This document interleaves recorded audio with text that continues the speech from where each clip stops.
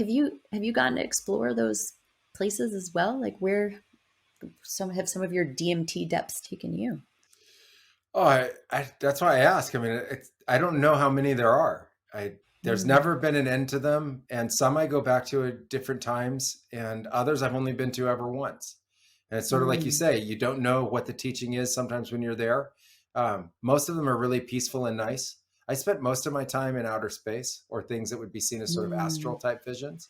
I also have like a mhm, lot of experience when we're doing different kinds of healing work with the earth-based worlds and the water worlds, but in my own mm, preference, I end up always in outer space, something with that. So going through like black holes into other kinds of star systems, or finding portals that take you into other galaxies.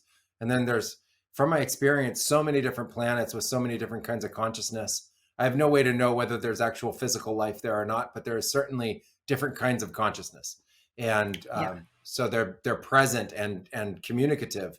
And so all different kinds of visions of crystalline cities and beings of light, and this kind of like really high vibration consciousness. It's societies of bliss, societies of stability and harmony, societies that have Mhm, transcended sort of the nastier elements of human life.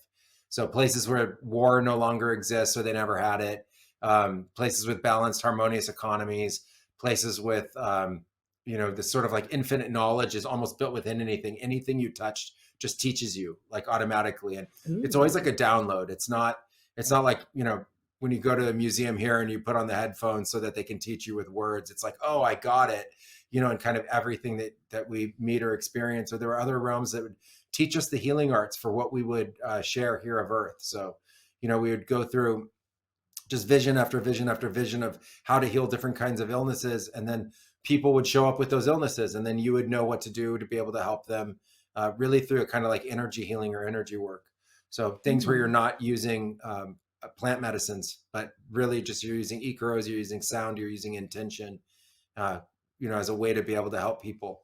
And so those are all really common. And then just endless numbers of what people call entities or spirits. There's just truly an endless number of shapes, colors, vibe, intention by them, etc. So I've used to say that in a typical ayahuasca ceremony, we would work with billions of spirits, and people would think I was like just making stuff up, and either that or whatever. They're like, wait, I don't know what he's talking about.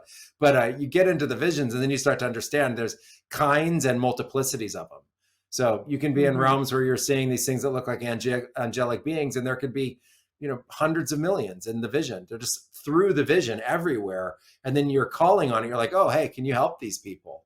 And so that's what we mean. So just in asking for that help to share that, and so we learn to, work with those kinds of visions, and then through the vision guide and direct that to everybody.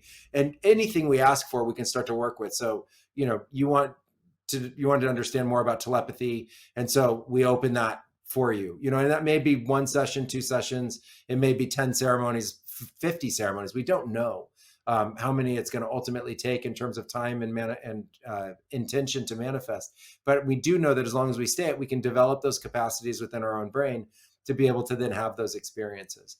And so mhm. yeah, as soon as like the portals open, and then as soon as the source opens, I think it really is truly limitless, and it's just up to us to continue to explore.